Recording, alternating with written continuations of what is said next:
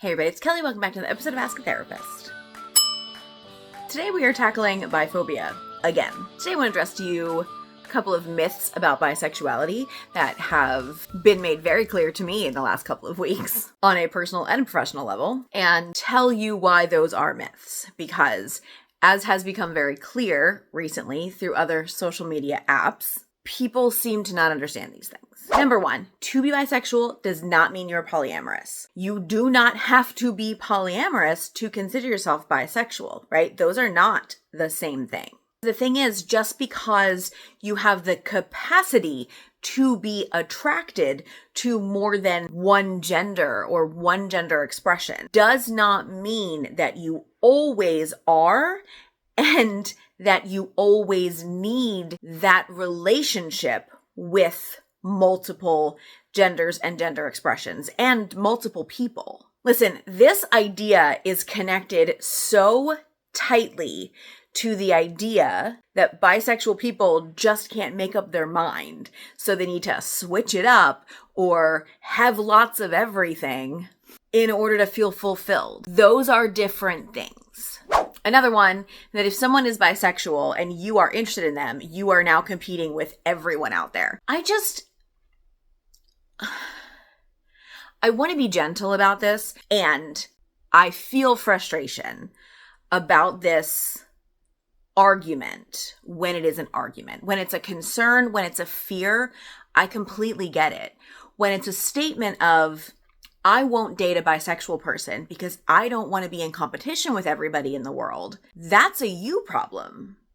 You seeing everyone else out there as competition for the attention of the person that you are with is a you problem. Like, that is something going on in you that needs to be addressed, whether it's your self-esteem, self-worth, trust issues. You might have come by them in a very understandable way. Maybe you have been cheated on, or maybe trust has been broken with you in multiple ways over the course of your life. And that's a very understandable thing then, to be afraid to trust. But that's not the problem or the fault of the person that you're dating, unless the person that you're dating is the one that broke your trust, right? And if the person that you're dating is the one that broke your trust, that more than likely does not have anything to do with them being bisexual. It has something to do with them breaking your trust and doing something outside of the agreements that you have for your relationship. Furthermore, the idea that you are competing with everyone else around you says more about how you see winning, losing, belonging, choosing, being in relationship with other people as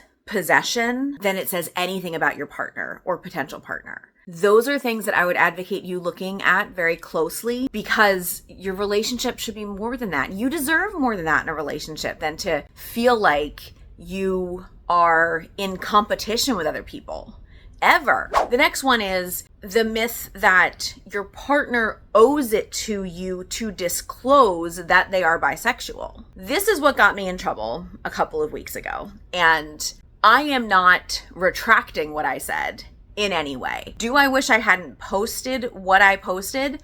I actually do, because 480 some comments later of people not understanding what I'm saying and jumping into these ad hominem attacks because they didn't read what I wrote was an exhausting day. I think I'm more than used to people coming for me as a therapist because they don't know how to interact with the information I'm putting out there, so they come at me, which is, for the record, the definition of an ad hominem attack. But this was a different thing. This was a situation where I said, and I stand by, your partner, and this is speaking, by the way, to the person who doesn't want to date a bisexual person or is mad about their partner not disclosing the information to them. Your partner doesn't owe you disclosure. In a secure, equal, safe relationship, disclosure should be happening. Like, you want to be sharing those things, and it's safe and it's comfortable, and you are sharing all of those things, of course, and it's not owed.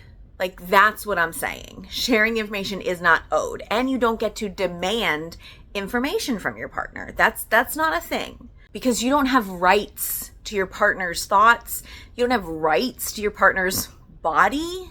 Like, that's not how that works. I also said that saying I deserve to know whether or not the person I'm dating is bisexual so I can have all of the information so I can decide whether I want to deal with everything that comes with dating a bisexual person is off the mark and an unfair thing to say, because the stuff that comes with dating a bisexual person is stuff in you and not stuff in the other person, But the responses to that were, like I said, some of the ugliest things I've ever seen.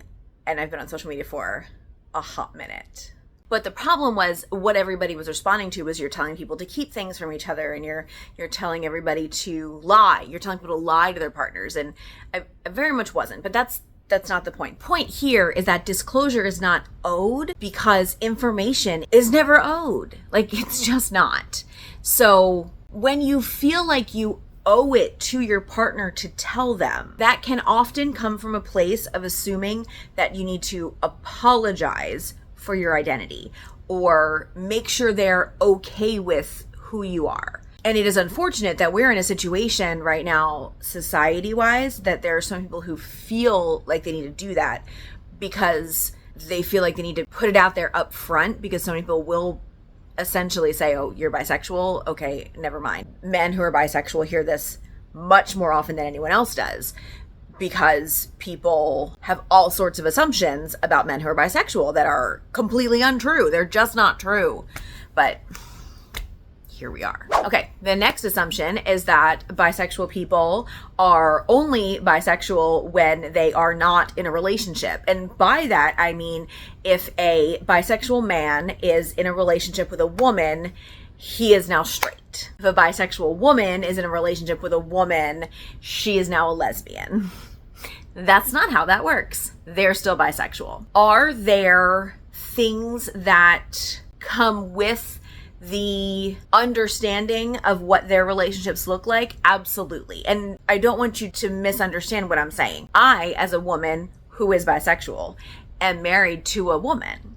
When people see us together, I have a certain credibility in queer spaces that I would not have if I was married to a man, because I look straight if I'm married to a man. I have started changing my verbiage from a straight presenting relationship or even a lesbian presenting relationship to, in some arenas, saying a straight perceived relationship, because in reality, I think that the onus of presenting makes it like the couple is trying to show themselves in a certain way. And in reality, that is usually not what's happening. It is the perception of the people around them that is dictating how they're treated and how they're seen. So straight perceived or queer perceived relationship, I think, kind of fits a little bit better. I think the onus needs to be on the people who are doing the seeing, the judging, the deciding, and the treating, rather than the people who are doing the existing. The next one is that bisexual people do not need queer spaces. Some of my biggest videos on this channel are about bisexuality. And I cannot, with the argument that bisexual people just need to butt out or just need to go be normal. Like, what? The therapist in me wants to ease people into this next statement. And the human in me wants to not even hold your hand when I say this to you. If you see a straight perceived relationship as normal and a queer relationship as not, you need to do some internalized homophobia work. The perpetuating of normal versus abnormal when it comes to straight versus not straight is part of what continues to keep that divide the way it is. That hurts everybody. But it especially hurts the person who holds that belief. It is one thing if you have that reaction, like that internal reaction, if you have that thought and you recognize it as, okay, this is something I'm working through. The issue that I have is the people who, again, hop on social media or face to face sometimes, because it happens, and say this kind of stuff to people. What are you getting out of that? Do you feel better when you do that? Are you happy? with your choices when you do that? I'm genuinely asking, like, do you feel happy with your choices when you do that? Because I can't conceptualize a situation in which I feel like it is a necessity to gatekeep to that degree. Now, caveat, as per usual. I do believe that there's a necessity to have some lesbian-only spaces, some gay men-only spaces. I think there's value in that. I do think also there would be some value in having bisexual-only spaces and queer spaces as a whole. There are values in people being able to see the shared experiences and values in all of us being able to come together, because here is the thing. I want to tell you a quick story. When I was in school to be a therapist, I had to take a class called Group. Group's one of my favorite classes. However, I had a very traumatic experience during it. And in the traumatic experience, I learned something invaluable about myself, about people, about therapy. And I'm going to share this with you. One of the reasons we are disconnected as people is because we focus in on the circumstances more than the emotion. I'm not saying circumstances don't matter. I'm saying allowing those things to separate us rather than allowing emotion to unite us does not help us heal as human beings.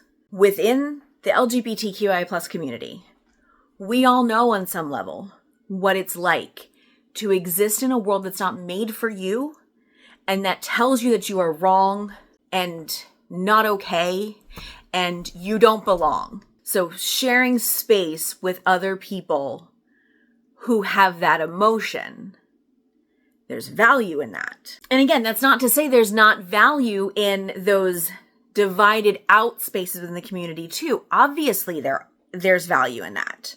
No one would say there isn't. What I don't think there's value in is across the board not allowing people in spaces where they very much belong because of misunderstandings about the nature of someone who's bisexual. That doesn't make any sense. And that's it for today. Thank you so much for being here. I will see you all next time. And until then, take care of yourselves and each other.